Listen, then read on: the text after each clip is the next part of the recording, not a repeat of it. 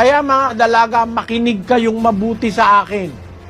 Gusto nyong mabuhay na may Diyos.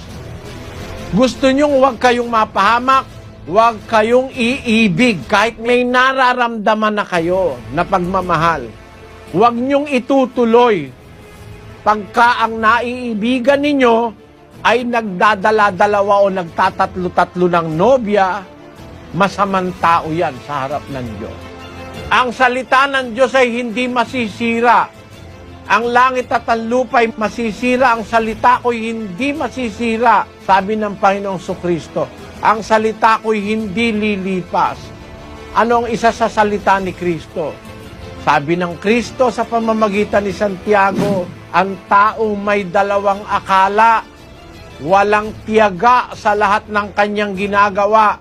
Huwag isipin ng taong iyon na siya'y tatanggap ng anumang bagay sa Panginoon.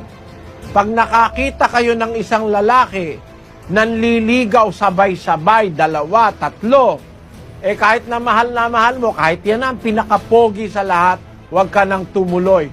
Nagpapakamatay ka pagka tumuloy ka ng relasyon sa ganyang klaseng tao.